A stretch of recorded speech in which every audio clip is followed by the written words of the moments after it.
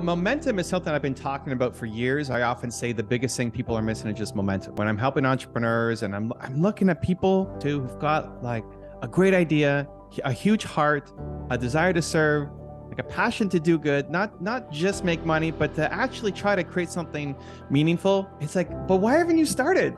It's like the biggest thing you're missing is just momentum.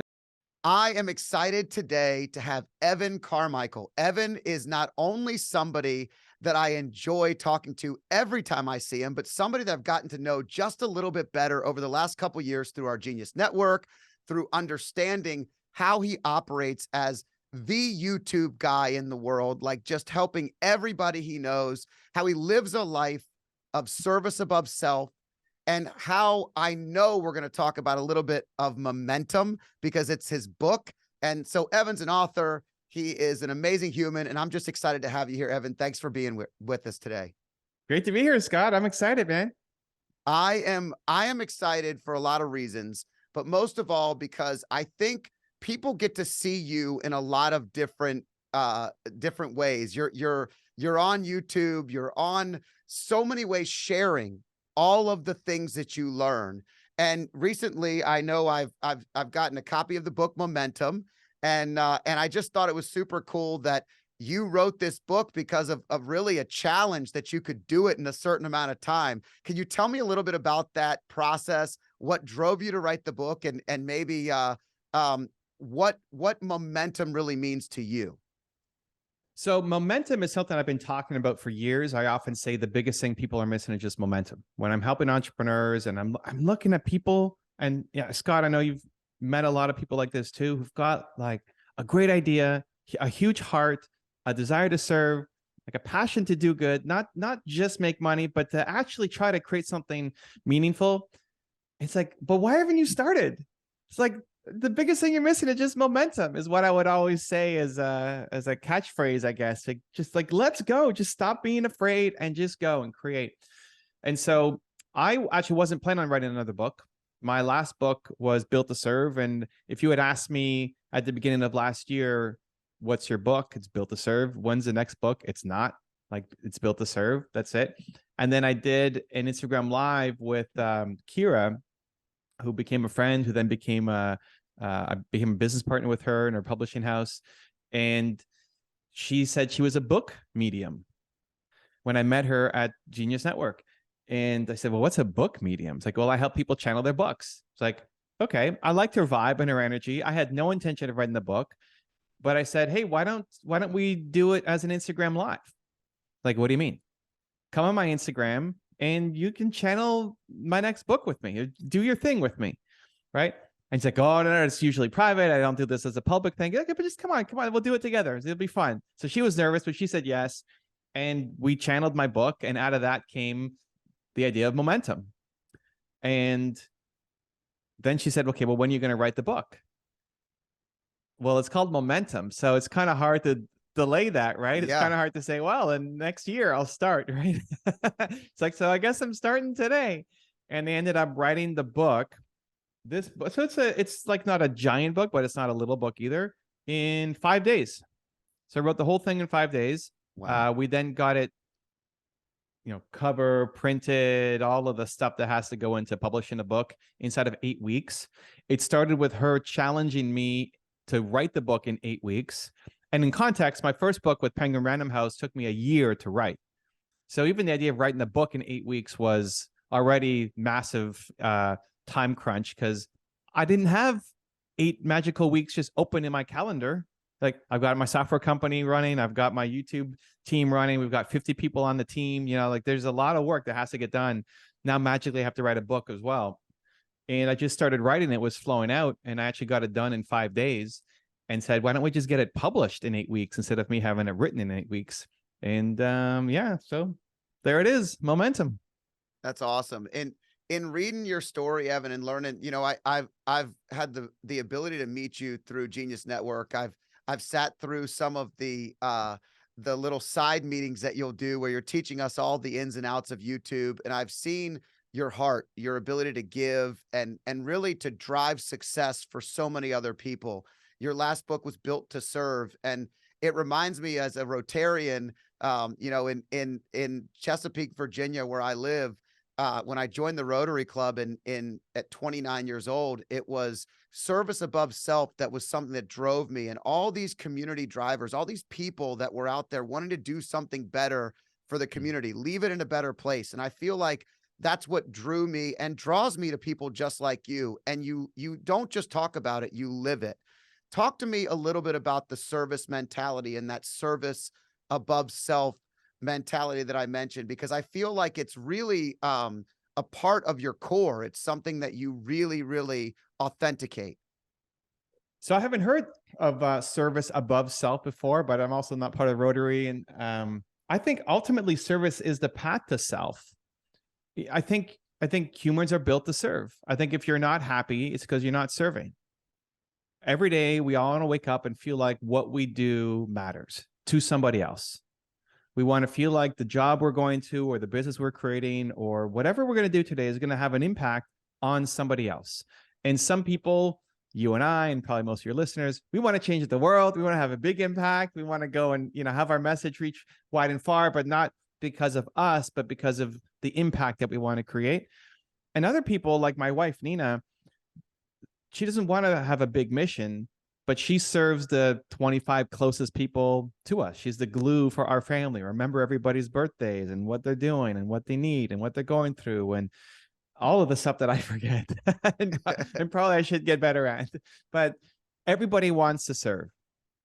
Serving others is hardwired into our brain. They did functional MRIs on people's brains and found that serving other people hits the same part of your brain as having food and having sex.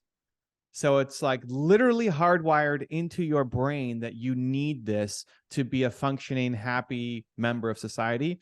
I think some people have experienced things like act of kindness. You know how nice it is to buy the coffee with the person behind you in line, or hold the door, or those kinds of things. And those moments are great, and keep doing them. But I think everybody also has a much deeper level of service, where I believe that your purpose comes from your pain, that whatever you struggled the most with as a human is what you want to help other people through.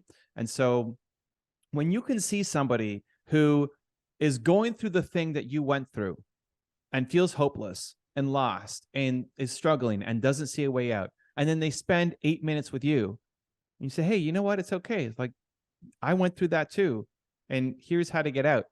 And then you see hope in their eyes for the first time, and like, you made that happen, you caused that, and then that's a spark in their life that can change the entire trajectory of their life. That's the thing they get addicted to. Like, that's what we all want. And I think we're living in a world now where a lot of people find zero meaning in their work. They're driving to a job that they hate, and I'm just trying to ignite some passion in people. Yeah, and our friend Joe Polish talks a lot about life gives to the givers and takes from the takers. And I always have felt, and talk about this a lot, that giving is it's the most selfish thing that you could do because of how good it feels. And if you ever find yourself, to your point, if you ever find yourself lost in your own world, and we all get there, we all have a part in our day, in our month, in our year, where we're just like, oh man, it didn't go the way I expected. I'm lost all in something that has to do with me, the ego, something that's not healthy. And you shift it to really helping somebody else. It's a game changer. And I couldn't agree more with you about how beautiful that is. And it's a bigger purpose. I also couldn't agree more with the fact that our wives provide us balance. And so for me, my wife, today, I got a notification on my phone that says Mother's Day brunch. And she booked a Mother's Day brunch for both of our mothers, and her and my sister and all of us. And, I would have thought of Mother's Day the weekend before, which still is pretty good for most guys, I think, but she's booked it already. And she's like your wife in the sense that her impact does not have to be to change the world. Her impact is in a tight circle, but she serves people like me in a way that I couldn't be who I am without that support, without that balance. And I'm so grateful. So I heard that when you were talking about your wife, and I know that you guys just celebrated your first decade, I believe, married. Is that correct? 10 years. Yep. So do you find yourself falling more and more into the balancing act, or has it always just been natural and easy for you?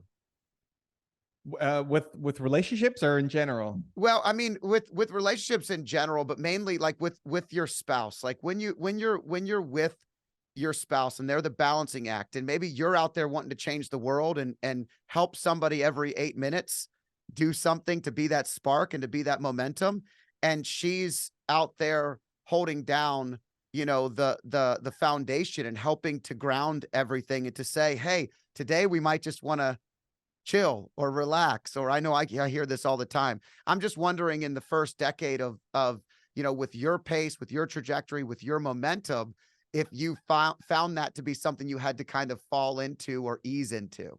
Got it. That's a great question. I don't think I've been asked that before. So Nina doesn't tell me to chill or relax. So we don't have that. I think we've had a couple of evolutions over the decade, and especially the first 6 years, Nina had a job working for a different company. She was doing human resources kind of stuff in a different business. And when she would come home, she would always want to learn about my day. Hey, how was your day? And I have zero need to talk about my day. Like, talking about my day doesn't help me with anything. If I have a problem and you can help me with the problem, that's great. We'll talk about it. But just to vent is not very helpful. And just to talk about what happened, I forget what happened this morning. What happened over the whole day? I have no idea. And that would not cause a rift, but that would she wasn't very happy with that. Like, she wanted to be in my world. And so the adjustment I had to make was, I don't need to tell her about my day for me. I need to tell her about my day for her. And before she came home, I'd have to think about, okay, what was my day like? What happened today? I need to have something to share with her and to bring her into the world, because then she understood what I did on a lot deeper level. And then if something happened, like some kind of fire in the business for whatever reason, she'd be the one telling me, go deal with that thing, because she understood the relevance and importance, as opposed to me just isolating myself and never talking about what I'm doing and why I'm passionate about what I'm working on. So that was a huge shift for me. And then she joined the business 4 years ago. We did a tour. I was doing a tour of the US. We did 23 cities in 90 days. It was pretty wild. That's Broke awesome. my neck halfway through it and all sorts of fun stories. But she left her job. I wasn't going to go do this 90 days by myself. So she left her job, she quit, and she joined me, and she's been with us ever since. And what she's great at is, she's our chief heart officer. So she's in charge of all hiring for the team and all of the not maintenance, but the relationship, the checking in on people, right? Like, I can't talk to everybody all the time. And when we do, it's very project based and like, okay, we're going to change the world with this new thing, guys. We're going to and I come in and then I leave, right? And like, this is Yeah. injection, and like the sun is shining and then it's gone. And the end of them, she comes in and asks people about their relationships and how they're doing and all of the stuff that, just for whatever reason doesn't interest me as much. And so it's become this very great kind of 1-2 combination. We've had to put up some barriers around our time, especially now both being in the business. So weekends, for example, Saturday is our fun day. So Saturday is a day where I'll usually plan something. I'm the let's go do some weird stuff, and she's the I'm down to try anything person. So It's a great I'll match. plan. What? It's a great That's a match. great It match. works. It's a great match. Yeah. So ice plunging and whatever it is that we're gonna go off and do, I'll usually be the one coming up with the idea, and she'll try anything once. If she doesn't like it, she won't go back and do it again. But at least she'll try it once. And so Saturdays are fun days. We'll usually plan something to do. When there's a show, there's an experience, something that we're gonna do, and then Sunday is our family admin day, where that's like go to Costco or clean the house or mow the lawn or like all the family admin stuff, and trying not to let that bleed. And then making sure we have conscious time every night as we wind down our day. We'll usually have dinner together. We'll watch a show together, do some kind of activity together, work out together, do a sauna together. So like we have our evening wind down practice together as a couple, and then like deeper dives in on the weekend. It's really cool. I always enjoy just getting a grasp of the partnership in a relationship, because it's something that hits every human every day. And everyone has that struggle. Some people are so big thinkers and wanting to change the world with every second of every moment of every day that they forget that the people at home might want to hear a little bit about it. And so just being able to serve them in a different capacity or change the frame of mind, like you mentioned, is so powerful and valuable to us. And sometimes it can bring you right down. I still have to remind myself, Evan, on a regular basis, because my wife is very similar in that capacity, and she's such a powerful force in my life when when I am reminded that it's important to make sure you're providing those extra times. And I also like that you shared a couple of those those stories of what you're doing when you're out on the road for 90 days at a time. What's a day in the life look like for you? What are you doing on that time? You're traveling to multiple cities, but what does an average day look like? And just walk us through that. So, because in this podcast, we talk about high performers, Mhm. and you are ultimately a high performer. You just described that you want to work. You're like a professional bull rider. You're 8 seconds. You're in. You're out. You've changed the dynamic, and you're on to the next bull. And you can do that over and over again and spark the world on a much bigger way. And I love that. But walk us through an average every day for you as a high performer. Well, average every day, or when I was Oh, on tour doing yeah, 90 days on tour. on Yeah. tour. So part of the reason for doing the tour was I was afraid of speaking.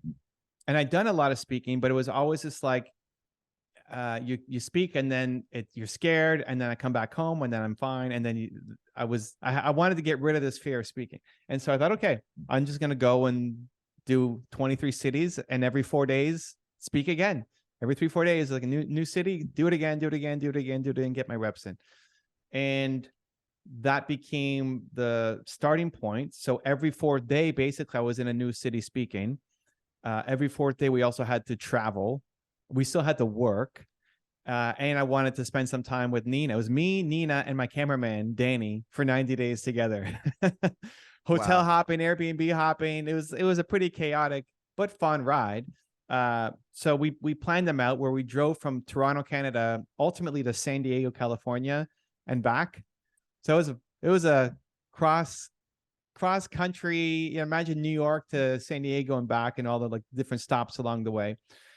One day would be travel, and might be a full day, or it might be half day, depending on how far we're going between cities. I would try to take calls or do interviews. People were super curious about the tour, so I would do interviews while we were driving. I would do IG lives while we were driving. Some of them we cut out on because we end up driving through mountains and we lose the signal, and we Yeah. apologize and get back to them and figure stuff out. We'd get to the city. We'd have to figure out our hotel, Airbnb. Um, the next day would usually be prepping for my event and doing any other work, because we also had like my YouTube channel, everything else, like a real work that we had to get done. The next day would usually be like the event itself. And then we'd spend some time going to the city. And I don't care about cities, but this is again another like, how do you balance the relationship? My wife Nina loves exploring cities, loves trying new food. I care zero about the city, and definitely like food is a waste of time from talking to people and connecting, right? Like if I hit a city, before I met Nina, I'd go to McDonald's, whatever, like whatever the fastest thing is, it's just sustenance, and then like get back out and help people. Where the whole concept of even planning a trip around food was ridiculous to me at the time. So we had to make some adjustments there. And so we had a day to go and see the tourist attractions and go try some local food, and then pack up and do it again the next day. That's awesome. I'm a food person as well. So like when I go into a new city, I definitely want to have the best restaurant. When we travel for soccer, a lot of times we'll bring another kid with us, and they're always amazed. They're like, Mr. Danner, why do you always go to these nice restaurants that have these like elaborate menus? Why don't you stop at Chick-fil-A? And I said, because you have to find moments. For me, these are moments of peace and relaxation and recharge. And I really enjoy tasting the foods of different cities. So I've never been a stop at McDonald's kind of guy, but my wife is more, again, like she's not a McDonald's eater by any means, but like she does not live to eat. She eats to live. Like it's just a process for her. It's a part of the, and so it's fun to think about when you walk through those moments in Yeah. places like that. The trips are very different, whether I'm going by myself somewhere or with Nina.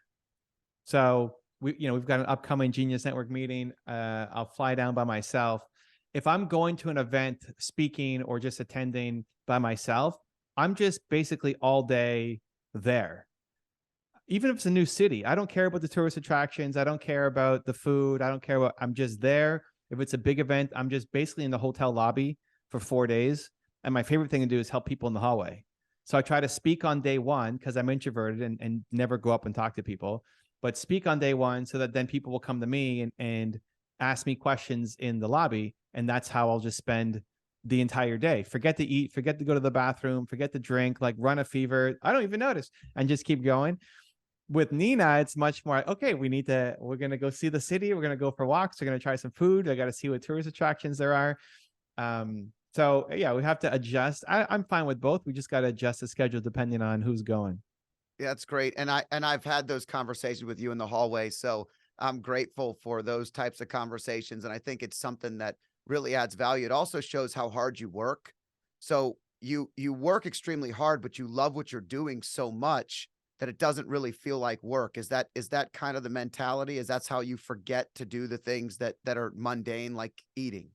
Yeah, no, no, that's it. Like we've had to build in defense mechanisms against myself, where if Nina is not joining me, she sends somebody in my community or on my team with me to protect me from myself, because I will be up until 3 a.m. talking to people in the lobby and not know that I haven't eaten breakfast yet. Like forget dinner, breakfast, lunch, or dinner, and it's already 3 a.m. Like we've gone through the whole day and just don't even think about it. So now somebody has to be with me to say, okay, Evan's got to go to bed. We'll see you tomorrow. He's got, because I just want to be there. It's just so much fun. Time just disappears. And in a 1 or 2 day spurt, it's not the end of the world. It's on those longer events, like 3 or 4 days, where I'm waking up at 7, going to the hotel lobby, and I stay there till 3 a.m.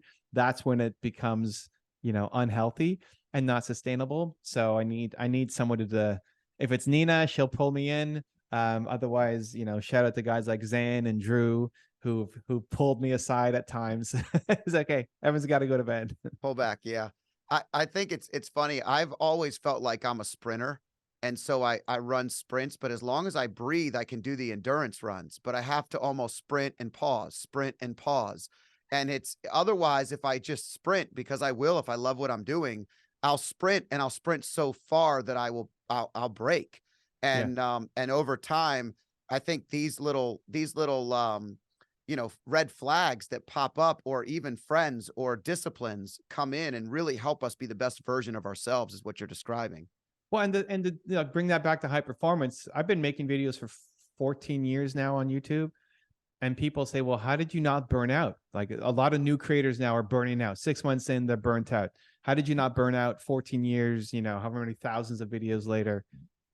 Well, because I like it. It's like, it's not work. Is this work? I'm talking to you right now. This isn't work for me, right? Is this work? Right? I had a conversation with Justin Breen yesterday, and BR Epic, and he's a super nice guy, strategic coach, knows everybody. And 30 minutes, I'm walking out of a Rotary board meeting for our wine festival we run. I have him on Zoom on my phone, and I'm like, hey, the only way to keep this meeting, they moved the board meeting. I wanted to do both. So I'm going to talk to you on my phone. I'm going to sit in my car. And he goes, I have a question for you. When you have that and you're having these conversations, like, when does your brain shut down? Like, when do you stop? And I said, I don't stop. This is a refresh for me. This is fun. Like talking to you and learning about you and knowing that other people will listen to this, or there'll be feedback in some capacity, or there'll be an insight that we can share with the world. That gives me energy to go back and do the things in the business or whatever it may be. So I can't relate more with what you're saying. You mentioned YouTube, Evan, and I want to make sure we spend a good amount of time on that because you are so special there. And so everybody knows it's listening, you and your team have helped me dramatically. And I think what makes you guys so great and what I love so much about working with your team and understanding you is authenticity is everything. If you're driving through the mountains and you have a live that you're doing and it breaks up, you move right into, oh, well, it messed up and we're going to go again. Or Kira helped interview you live and you went through the process and you weren't afraid. She was nervous up front, you said, but you were open to sharing the whole process with everybody and just being all of yourself. And so we wouldn't even have the High Performance Life podcast had we not had a conversation and I pitched some of my ideas to you and you said, hey, we could make this a little cooler. We need to make the words a little better. And we came up with the life analogy and it's love, impact, faith, and energy. And it was 5 minutes that we were coming up with this, something I'd been working on for decades of my life. And you helped pull it together, something that's now a podcast, something that's now, going to have so many more legs with it. And so I'm grateful for that. And I just wanted to say that. But when it comes to YouTube, with all these types of things, with that authenticity, what do you have out there for someone that's wanting to get into the YouTube space? They're a high performer. They're doing really cool stuff, but they haven't started sharing yet. What is the advice that you have for those individuals, and how do they get started, or what are some things that they can think about? So it's a lot. There's a lot in there. All my questions are like statements that lead into questions that the energy level, you have to stay with me. And I'm sorry about that. I'm sure I'll get better and better as I go, but no, it's great. I love it. Thinking out loud. if I was talking to I guess hesitation is I can give generic advice, or if I was talking to somebody, what I would really figure out is why have they not started posting yet? Instead of just laying into, here's what you should do to start growing your YouTube channel. Like, okay, well, what are the reasons why? Maybe they are afraid they have imposter syndrome. Maybe they are afraid that, they look bad on camera, or they don't know what to say, and then whatever their problem is, that's what I would start to address. So it becomes a lot more tactical for that specific person. But in general, well, let's be tactical. Evan, why don't we be tactical? I'll tell you what I have a problem with. I struggle with posting the in-between stuff. So I have no problem posting a podcast interview. I do really good with videos, and I like to do that and to talk about a topic, even share an insight. But the in-between parts of life is something that I really struggle with. And I know I need to do it, and I forget it all the time. And it's something that I hear a lot from other people. What are some of the things that you've done to make that easier, or advise me in this situation? Because I think that can be really helpful to the listeners. So what do you mean by the in-between stuff? So I mean like the everyday life.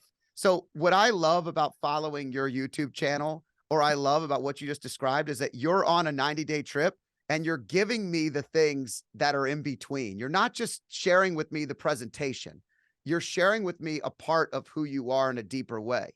And so that's kind of what I mean, is that there's a lot more to the human than just the presenting and just the video that's from the podcast that you do. That's 1 hour of the day. And so I feel like people fall in love, and I don't mean in love in a natural way. I mean, like, just they love to follow the real world life of people in a way when they can identify and authenticate they're like them. And I feel like some people are better than others at that. Well, is that a strategy that you think you want to do because it'll help the Scott Danner brand, or is that something that you actually love and want to do? I think it's both. I mean, I think to some extent it's that, how you described coming home and kind of talking about your day, and that it's almost tedious. And I don't mean it in a negative way. I just mean, like, I feel that way too sometimes when I've gotten through the day and I've accomplished all these things. Like, to rehash it, I don't remember a lot of it, and then I feel like it's not as important. So maybe I'm diminishing it to some extent.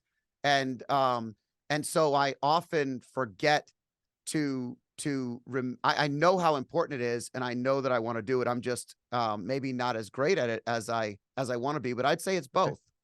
So to the first part, there's lots of people who have built huge channels and they don't post a lot of the in-between stuff. So it's like, you don't have to do that if you don't want to. It's not a requirement.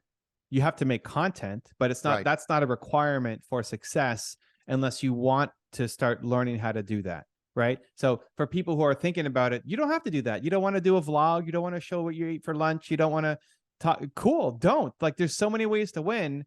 You could just double down on making more video interviews with people, and that's your content. Like, there's lots of podcast hosts who are not sharing tons of stuff behind the scenes. So you don't have to. So that's why for most people, if it's just a strategy, you're going to lose because you're going up against people who actually love that thing.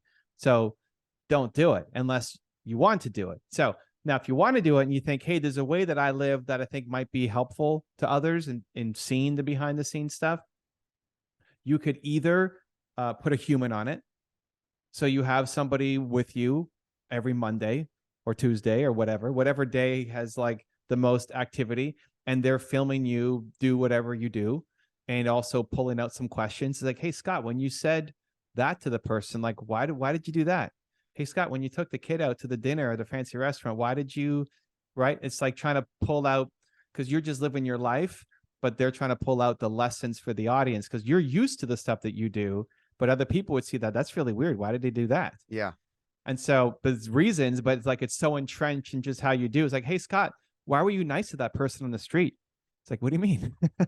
Aren't you like, most people wouldn't have been nice to that person, right? Like, you have to explain why you're nice to somebody, right? So you could put a human on it where once a week they're following you around, or you could schedule it in. So you schedule in every day at noon, you go and do a live stream, or on the car ride from your office to home, or whenever you're doing, you schedule it in. One of my favorite things to do is I do a Q&A every morning on my Instagram, where I wake up in the morning and I'll take a picture of myself and like point up and then put a question box above my head, and then people ask me questions. And I never know what the questions are going to be. They're all over the place. Sometimes they're personal and sometimes they're business related or mindset. And then my evening routine is I sit down and I answer some of the questions. I don't get through all of them, but I get through, at least 5 to 10 every night. And it's an insight into my life, because sometimes people are asking me about Nina or my relationships or dancing or travel. And sometimes it's, how do I start a business and how do I raise money and more tactical things. So, one, do you even want to do it? Two, because you don't need to. Two, do you then hire a human to come in once a week or once a month and pull that content out of you? Or three, do you schedule something in yourself? Because you're not going to remember it. Not yet. Like, you haven't built the muscle. So how are you going to remember to do it? It's like, you're not. And then you're going to be on Instagram and see somebody else who is like, I forgot again. It's like but that's like any new skill that you want to learn. Yeah. If you don't schedule it in, guess what? It's not going to happen consistently. So you schedule it in. You schedule every day at noon that you're going to post a Q&A, or you're going to share a message of the day, or you're going to go live. Like, you schedule it in to make it happen. It's going to be awkward and clumsy and slow and like super uncomfortable, and you feel like you're doing it all wrong. But that's the problem. Like, you suck at the beginning of anything, right? You don't just get on 100%. A pair of skis and go down the hill and crush it. So you're like a baby fawn trying to find its legs. But if you did that, if you did that every day yourself at 12 o'clock, I'm going to post something. And that's just the goal. Noon every day, I'm going to post something to my Instagram story. And you'll play with it. You'll do random stuff. Most of it won't work. And then you'll eventually start to find a cadence of what you enjoy plus what's working. And now all of a sudden, you're Mr. Consistent on doing behind the scenes stuff. You put it in your calendar. Yeah, it's great. Evan, you have grown your YouTube following to a pretty substantial number. Where are you at today? Somewhere 3.6, something like that. Can you walk me through just briefly? Tell us a little bit about the timeline of how it got there, and because I think that's a really, really important thing. You just mentioned how we suck at everything we start at, and I know that just in knowing your story that you just started doing this and you built it and you worked and you built it. But I'd love to just understand the trajectory of which you saw that channel grow. Yeah, so I posted this graphic to my website, and it shows my year-over-year growth. And maybe as I'm talking, your team can like pop it up beside me or something. Sure. But year one, I had 25 subscribers. And by year 5, I had 2,000 something subscribers. So it was not an overnight success story, Scott. You know, it was rough. A lot of people, actually, people use that graphic often, and they'll tag me on tweets and Instagram and send me messages to say, "Hey, Evan, I'm beating you. Like, I'm in year 2 and I have 200 followers and you only had 100. Like, go for it. Let's Yeah. go." People use it as inspiration because it wasn't some overnight success story. It was waking up every day, working on the craft, getting better, eventually getting a mentor. That's one of the things that really started to help propel my channel forward. But yeah, 5 years in, I still only had 2,000 subscribers. You know, I think a lot of people listening to this, if you're 5 years in on your Instagram account or YouTube, you're probably ahead of me. You know, at least you're close. So it's not out of the range of possibility. And it took a long time to find my footing, gain belief, like all the stuff that most people had, I had too. And I love being able to come on and share the stories of what I was going through, what I am going through, to show like I'm not perfect and I'm introverted and shy. And the thing that got me going was just I want to serve and I have a message that I think can help. The only thing I had going for me was I just kept going. You know, like 350 videos in, I couldn't. It took me 350 videos, public videos, until I could watch myself back on camera. Wow. 350 videos. And it took 700 something before I thought I was good. Where one video I made is like, oh, okay, that's not bad. Let's go. I'm starting to get this thing. 700 public videos in, right? I just kept going. The only thing I had for me was I kept going. And when people ask me how, I always focus on who I was serving instead of who I wasn't. So if you have 50 people who watch your video, a lot of people see that as a failure. Like, oh, only 50 people? You spent all that time and only 50 people watch that video? Yeah, but if you're going to go speak at a Rotary Club and 50 people showed up, you'd be like excited. You'd be nervous. It's like, oh, 50 people are here. This is crazy. And I would just assume that for one of those 50 people, it's a life-changing video. We tend to default to think that we didn't get big numbers, nobody cares, nobody's leaving comments, and so I suck, and so I'm going to quit. Well, why not assume that for one person who watched it, maybe it's actually a life-changing video that they desperately needed right now? And that's happened so often to me now, how many years later, where people come back and they tell me a life-changing story that happened because I've watched my videos. And it's like 6 years ago that they watched the video and had this thing happen. And they never emailed me and they never DM'd and they never left a comment and they never said anything. And then they meet me 6 years later and then they tell me, oh my God, you had such an impact, right? Those are one of those 50 people who watched your video. And so the who we're not serving game never ends, right? Why am I not at 4 million or 10 million or 50 million, right? Subscribers. Why? Well, that game never ends, but you can always have gratitude and appreciate who you are serving. And if you felt connected to the people who you are helping, you're much more likely to have motivation, inspiration, consistency to show up every day to keep going.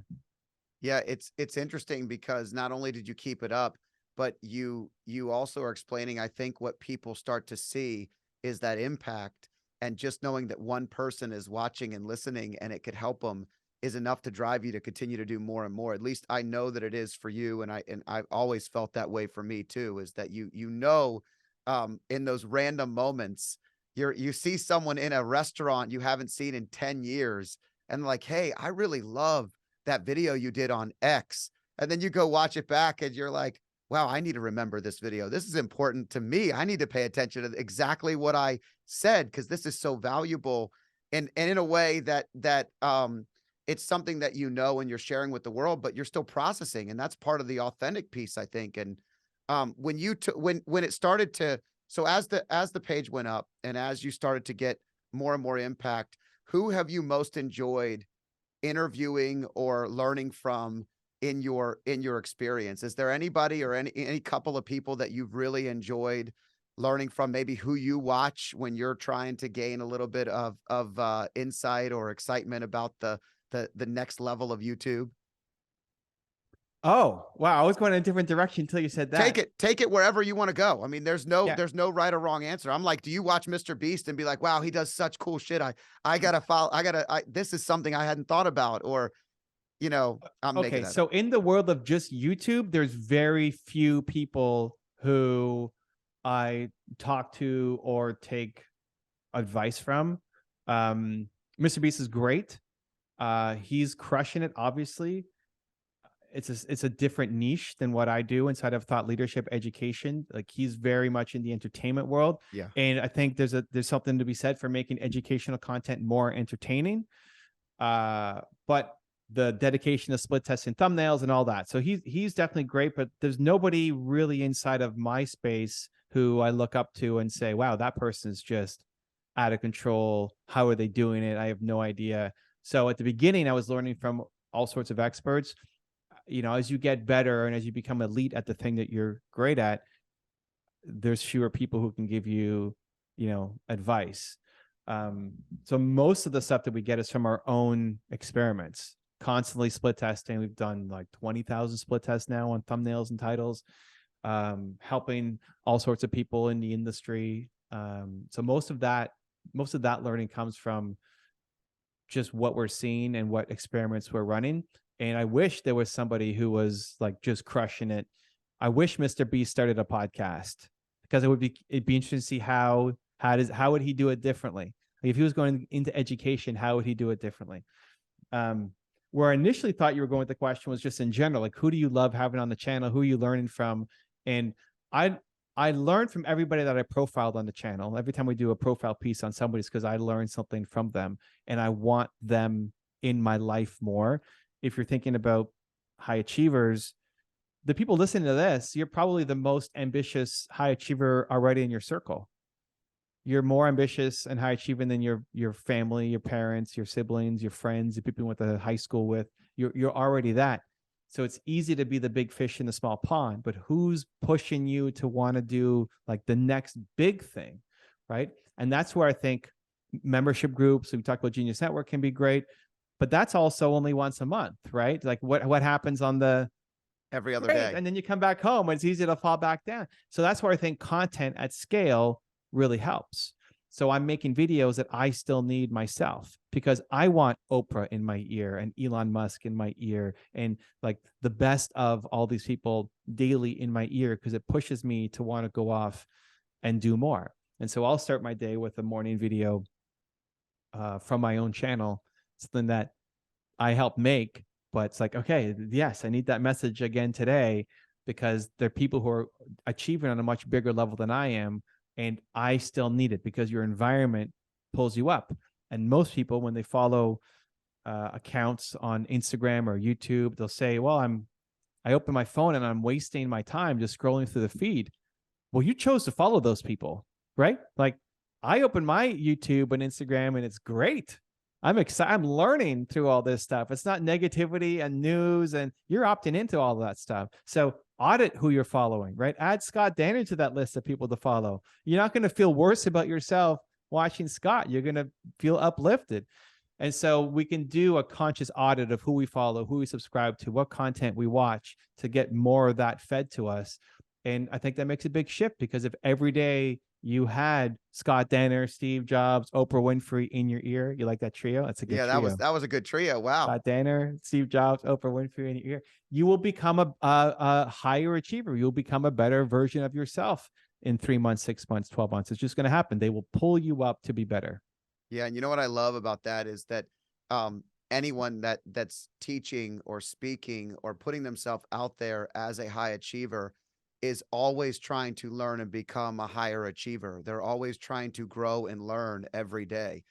Even when you're paused and you're looking through that feed, you're trying to grow and learn and build wisdom within yourself that you can share with other people. And I think that's so powerful and super, super fun to listen to. And when you mention that you're talking about some of these other individuals, the Elon Musk, the Oprah Winfrey, the Evan Carmichaels, you know, all of that. What's funny is you said something that was, you know, when you're elite, you often go in and I wish there was somebody else that I was looking up to in that space. I've talked to a lot of professional athletes, and part of their mantra when they go out there is they will tell themselves, I'm the best. I am aiming at being better every day. They're not getting in their head in a negative way. It's a positive way, but they are elite. They want to get better. They surround themselves with people to get better every day, but they do look at themselves when they go out on the court or go out in the on the field, that they are the best player right now, right there in that space. And that helps them rise to a whole new level and helps bring everybody else around them up as well. So I don't know if that's an idea of when you think of elite people and how they're functioning, but I do believe it tends to be something that is very normal. Yeah, I think this is maybe one area where I'm different than a lot of the people in personal development around comparison. People obviously don't compare yourself to others. I actually like it, but I think you have to do it in the right way. Most people, when they compare themselves to others, they're kicking themselves down. Oh, I'm not as successful as Scott, or I'm not as good looking as whoever, or I'm not a whatever. And you see them, and I can't be that. And so you feel bad about yourself. That person's further ahead and they're younger than I am. So I'm done. And you kick yourself down. Right. I see someone who's had lots of success, like, wow, that's possible. I look at Les Brown, young Les Brown is my hero of a speaker. He had me on his podcast, which was a nice full circle moment for That's me. But awesome. I look at young Les Brown and like, he is the greatest speaker of all time in my book. And I look at that and say, man, that's what's possible. Not that I could never be like that, but that's what's possible. And that makes me want to push harder. And so some people look at others and they kick themselves down. Other people look at others and they kick themselves forward. But I think without the comparison, you stay stuck. Like, I think you need a kick. Right. Just kick yourself forward and set it down. If you see that that's possible, it could be inspiring for you to go off and chase down that thing too. And I think most people stay stuck because there is no kick, or they're kicking themselves down. Yeah, that's important. That's a great point. Tell me about your 595, because I read through the Momentum book and I noticed that stood out as something that a lot of people, it sounds simple enough, but tell everybody what 595 means to you and how it helps people move forward. So the 595 rule is to spend 5% of your time planning and 95% of your time doing. Most people are over planners. Most people, we're afraid, we want to be perfect. We're afraid of letting people down. We're afraid of failing. And so we're planning, and then like you never do. Because there's always more planning that you could do. If you're going to start a podcast, it starts with usually this beautiful vision of, I want to start a show. I'm going to create a YouTube channel to interview my favorite humans, to talk about blank, to go serve the world. Like, it starts with such a beautiful idea.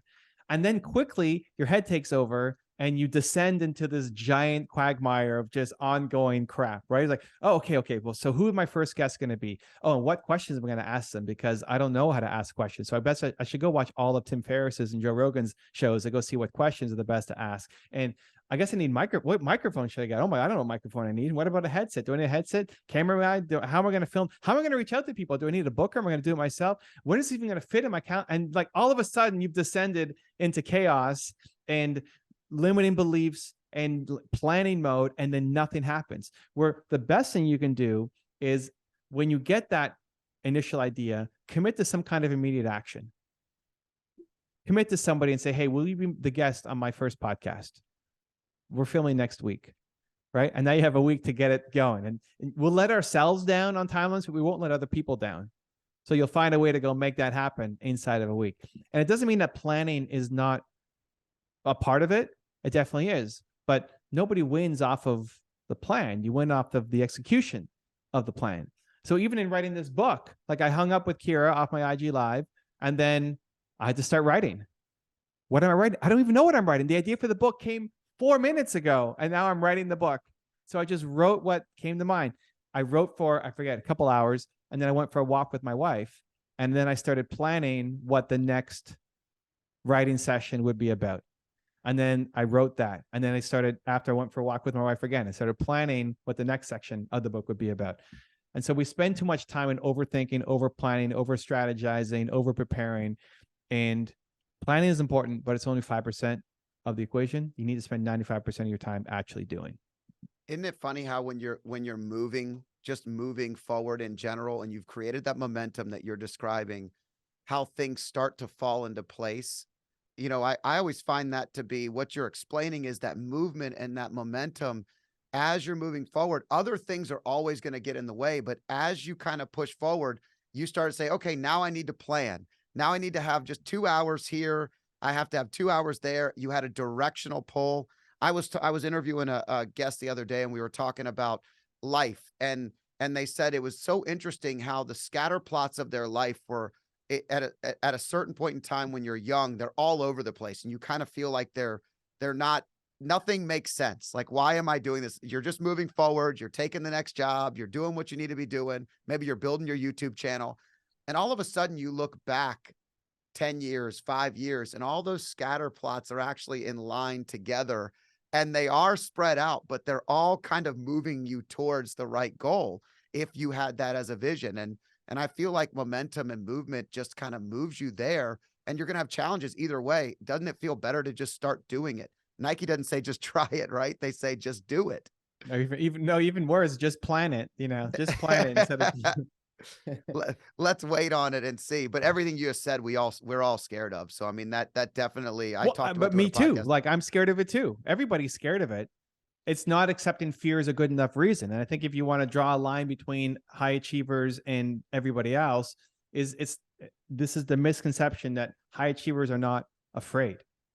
They are just as afraid as you are, if not more, because now they feel like they have something to lose because they built up a reputation, and them failing is bigger than you failing, right? But they're afraid. The difference is they do it. They do not accept fear as a good enough reason. So if you want to move into action mode, say, I'm afraid. Okay, great. That's not a good enough reason for me anymore. The fact that you're afraid is the reason why to go off and do it, because you're teaching yourself that you're afraid, and so you play small. And so the next time you're afraid, guess what? You're going to play small again. And then that pattern repeats itself, and now you develop the identity as the kind of person who plays small every time they're afraid. So something like that. I've got, there's a section in the book called Play Bigger Triggers, where you come up with the reasons why you're not doing something. And we talk ourselves down from all sorts of things all the time. Like, it's not even our friends and family and spouses who talk us down. It's ourselves. We talk ourselves down with this great idea to launch a show, write a book, whatever. And then the next day it's like, I can't do that. I said I was going to do that. I can't do that. Who am I? It's ridiculous. But whatever the reasons why, the good news is, the bad news is we do it constantly. The good news is it's the same reasons every time. The reasons why you said no to that, it's the same reason why you said no to that, same reason why you said no to that. So we have this ongoing negative, consistent dialogue in our head. So what are the words that you say to yourself? So for me, they were scary, difficult, and hard. That's what I write about in Momentum. So anytime I say scary, difficult, hard, I write it, I think it, I'm talking about it, then I have to go off and do the thing. Just because. Even if it's not scatter point, in line with my mission or whatever. It's not against my core values somewhere, but Right. just because. Why? Because I want to be the person who does scary, difficult, hard. I don't want to be limited by those things anymore. I don't want to teach myself that because it's scary, difficult, hard, therefore I can't do it. And if you won't do it enough for you, think about your kids. Do you want to be the example of for your kids to say, go do something, but then you're not doing it yourself? Like, they're going to look at what you're doing. Say, well, you were scared, you didn't do it, so I'm not going to do it either, right? And so your great life is on the other side of scary, difficult, or hard, or whatever your play bigger trigger words are. And so you try to use them as a flip. You can take it to the next level and tell your kids or your spouse what your trigger words are as too. Kids are the best because they love remembering to push you. Like, Dad, you said scary, so now you have to go do that thing. You're right. And it pushes you in the right direction. Yeah, that's extremely important. And I guess we started off talking a little bit about the 90-day tour you did, and the reason you did that was because it was scary and it was hard and it was triggering to you that you wanted to stand up in front of more people and speak and get comfortable. What Yeah. was the result of that, Evan? What did you feel at the end of the 90 days? Did you feel like you conquered it, or do you still need to focus on it more moving forward? So that trip was 3 months, and it really had three unique things, or things that happened in the 3 months. The first month was just doing it. The first month was going to the cities, practicing, getting up every 4 days, and just shaking off the fear. A month in, I got used to it. Like, okay, this is like a new normal. I'm still a little nervous, but it's way easier compared to when I started. So then the second month I challenged myself to, I'm going to go up and not have a presentation. So the first month I had a scripted, it wasn't no PowerPoints or something, but I kind of knew I had a script of what I was doing every time. And when I got to LA, I decided I'm not going to do that. I'm just going to go unscripted and see what happens. And so like set up a little bit of context and then involve the audience and do stuff with them. And it ended up being better. So then that became the whole second month of, I don't even know what's going to happen in every city that I show up to, right? We have a theme, but we'll see where it goes. And then that became a ton of fun. And then the third month, I broke my neck. And I was in Denver, and I broke my neck on the day before I was supposed to speak in Denver. And so we canceled the Denver event. I'm in the hospital. I'm telling my doctors, okay, but like, let's just have people come over to our hotel and whatever. I'll just lie down. And he's like, you don't understand. You have a concussion. Like you broke your neck in 2 spots. There's a 50% chance you need spinal surgery. So like you can't go and do these presentations, right? It's like, okay. So we had to cancel Denver. And then everybody's like, go home. You should go home and rest, go home, or just stay in Denver for 6 weeks or whatever. And then you can go home after. My agent, everybody. And I'm like, no, but helping entrepreneurs is healing to me. Like doing this work is healing. What am I going to do at home? Lie on a couch all day? I'm going to go nuts. I can't just lie on a couch. And so our next stop was Kansas City, and we refunded everybody the money for Kansas City because I wasn't able to go for 4 hours. Usually they're 4-hour events. And I couldn't do 4 hours. We wrote to everybody, said, hey, I have a concussion. We already booked a hotel room. It's too late to get the money back, or the hotel, whatever, the convention, the conference area. You guys already booked off the time in your calendars anyway. So we're going to refund you all the money, but I'm still going to show up. And if you guys want to come out and hang out, I'll just do my thing and we'll see how long I go. And I'm sitting at the front of the stage with my neck brace on, like ice packs, 4 pillows behind me, just sitting there because I can't move, right? Not the best, like I was moving around. I can't do anything. I'm just sitting there. And after an hour and a half, my wife pulls me. It's like, okay, you're done. And that was actually the highlight of the whole trip, because I'd never been physically at my limit. And truth be told, I was probably done around an hour, but I knew she kept checking my lips for when they were getting dry. So I kept licking my lips, which like bought me an extra half hour of talking before she pulled me off. And like, I couldn't focus because my concussion, it was only like a couple days after the concussion. And then we continued the tour. Like I went to every stop, we continued, and so many great moments. Like I went to Minnesota, and I was used to sitting against the like I would sit in a chair with my 4 pillows and ice packs against the wall, because I needed insane support to support my neck. And in Minnesota, the room wasn't set up like that. And I started doing a speech. It's like, I have to move because it's like I'm in way too much pain 20 minutes in. And so we moved me to the back of the room, and then everybody grabbed their chair and came with me and just created this like giant half circle. Wow. Where all of the seats were normally these like stadium seats, boring. And like we created this super organic circle around me. And we had so many great moments like that. To then when we ended in Cleveland, it was my last stop. I just collapsed at the end of it. It's like 90 days, we're done. I made it all the way through. And at the last event, I said goodbye to everybody. And I just lay on the floor for an hour or so, because it hit me that like we did it. And so, the question was, did I get over my fear? Well, yeah, we did that in the first month, but then like new challenges came up, and it got to the point where it's like, I have the up here on my wall are the 2 neck braces that I wore for 90 days. And my friend Mark said, well, are you going to keep them as a souvenir? It's like, no, they're gross. Like I wore that every day. 10 minutes a day, I could take it off to have a shower, and then I put it back on. So you're sleeping in it, like everything is in it. But I look at that and it's like, man, I don't know if I could do that again.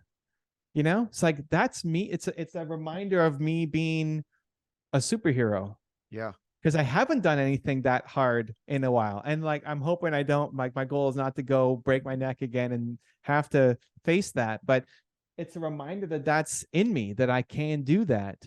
And that was, the whole point of the tour at the beginning is to jump in and face the fears. And every time I've addressed one of my fears head on, the result may not be exactly what I'm looking for going in, but it always ends up in a really beautiful place. Back to your scatter point example. Yeah, they're always looking at something that where you started from to where you are today. Very few people ever want to go back to those moments, but at least you've gained the knowledge and the wisdom to be able to, if you had to. I remember, if I'm thinking about starting over anything, if you're thinking about your first 5 to 10 years of YouTube page, you look at those numbers, there's a little bit of uncomfortability that comes with thinking I had to go back to that and start all over again. But the other side is the gap becomes so much quicker because now you know it's possible. Once you know it's possible, even though you don't want to do it again, you kind of know that you could if you had to. And Yeah. you don't want to break your neck again, Evan, but I know darn well that you now know you could do it. And that was a whole different conquering of fear. That's amazing. There were so many great moments in there, like from pulling my wife pulling me out in Kansas City and said, like, you're done. I'd never been at my physical maximum. So like, I know that's my physical maximum, which is great. I remember even just relying on my wife was a huge turning point for me and us. There was a moment where she now had to drive the Suburban. We rented a Suburban and drove across the country, and I was driving. She's a little person. Driving a Suburban is no easy thing. Yeah, they're And we're huge. leaving the hospital, and I'm trying to get into the Suburban. It's a step up. It's not like an easy thing to get into. And I get one leg in, and then I can't move. I can't go in, but I also can't get back out. Like every step is just insane. Every little micro movement, my neck is just on fire. I mean, it's more pain than I can imagine. And so I don't know what to do. I can't go forward. I can't go back. My wife is not like, how can I help? And I start crying. And I don't know the last time I cried out of frustration. It's like what it was. Like I've cried if somebody passed or something like that, but not out of frustration. So I was at my maximum for frustration, and I just started crying. And then she took all of her might, put both her hands on my butt, and just like pushed me up into the car, and I got in. It's like, man, without Nina, it just built our relationship to a new level. Then that night, they taught me how I can get up from lying down to seating position without needing help. Like I had to do all a super maneuver just to get up without pain, just to sit up. And I woke up at 3 a.m. and I had to go to the bathroom. And I got up and I got myself to sit like they told me. And then as I started to get up, I started getting dizzy. Okay, sit down, break, whatever. Okay, start getting up again. I'm getting dizzy again. I was like, oh my God, I just want to go to the bathroom. But I imagine I go to the bathroom and I faint or whatever, and then that's going to make it way worse. And so I had to wake up my wife to say, hey, like, can you help me go to the bathroom? Right. And I hate asking anybody for anything. And here I am waking her up, feeling so bad that she had all this trauma from me and all the work. And finally she gets to rest because the last night was in the hospital. And now I have to wake her up at 3 a.m. to just lift me up to help me go pee. It's just felt so bad. But she did, and it was great. And it's just letting her in on an even deeper level. So there were so many wins and lessons like that came across the whole tour. You talk about like going live and making content and being vulnerable. When I shared that story with my agent, Steve, in New York, he starts laughing at me that I had that in a fun way, but he's laughing at me. He's like, wait, you can't even go to the bathroom by yourself? He's like, no. Well, how do you get dressed? Like Nina has to help me get dressed. He's like, you need to film that. Like, what do you mean? You need to film your morning routine with Nina helping you. It's like, okay. So the next morning I woke up, I did an Instagram live of me getting out of bed and, not showing anything, but like Nina then helping me get dressed and helping me go into the bathroom and helping me get into the Suburban. which is if you're normally watching my content is Evan with energy and all this. And here I am, like I've gained a bunch of weight because I'm not moving and I can't do anything by myself. And that was the Instagram live for the day. Right. So like making an Instagram live now is super easy because I did it in my underwear, overweight and couldn't move. And so it's like the things that you're afraid of that you don't think you can do, like going through that takes you to a really magical place and changes you as a human. Yeah, and sharing that with other people helps other people to know they're not alone. And that alone is infectious. It's something that you referenced earlier, that spark. It really can spark someone. I just know anyone that's ever had severe back or neck pain, when you see someone struggling with that, you literally will run over to open the door for them, help them get into their car, carry their groceries. Like there's an empathy that goes with that because you've been through something that now you know that that person's going through. And I feel like that's the power of a channel like yours. And good on the agent for recognizing that it was. He is from New York, so the fact that he laughed at you that you couldn't go to the bathroom does not surprise me. But that is also. But then he had the empathy and understanding to say, "We've got to do that." So that's an awesome, awesome turn of events. It was always thinking about this. Like, I have no interest, of course, to film myself doing all these things. And I don't care about the like documenting it for history, is more that this might help somebody.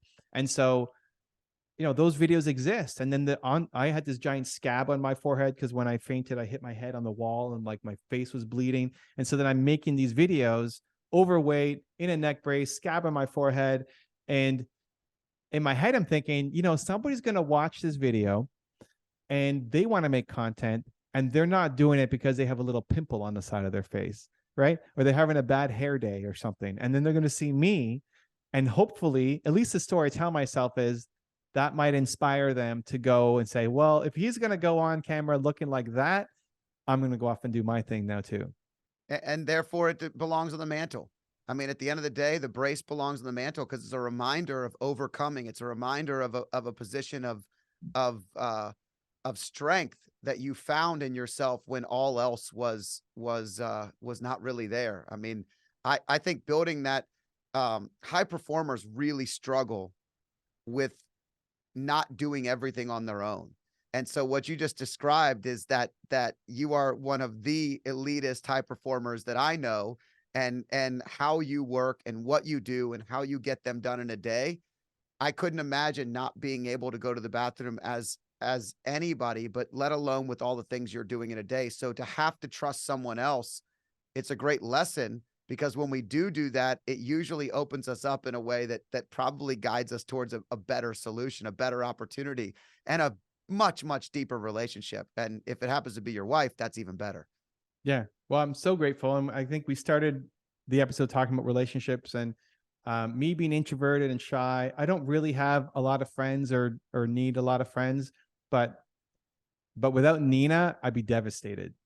It's like it's all built into me and Nina. And COVID was pretty easy to get through. It's like, this is great. We're introverted, get to stay home all day, talk to people on Zoom when I need to, and not have to go to events and stuff.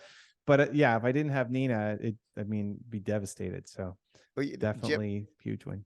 Jim Quick says that, the introverts have 5 chips and they once they get rid of all the 5 chips in a day, they're done with their interactions. And extroverts have the 0 chips they start every day with, and we gather them. And as the day goes on, you gather them until you crash. And I'm the extrovert that like builds off the energy. So during COVID, like 2 months in, I'm like, oh my gosh, when are we going to go to a party with more than 5 people? I need that energy. I need to gather chips. Take us home with the chips that are sitting right behind you, Evan. So there's a bag of Doritos. Yeah. And you keep that bag of Doritos behind you for a reason. Share with our listeners one last thing, one last nugget or chip of advice. I like that segue, Scott. That's great. So people often ask me, why do you have Doritos sponsoring your videos? Can't you get a healthier sponsor? Do you know how bad they are for you? On and on. It's like if Doritos knew why I had this bag behind me, they would never want to sponsor my video.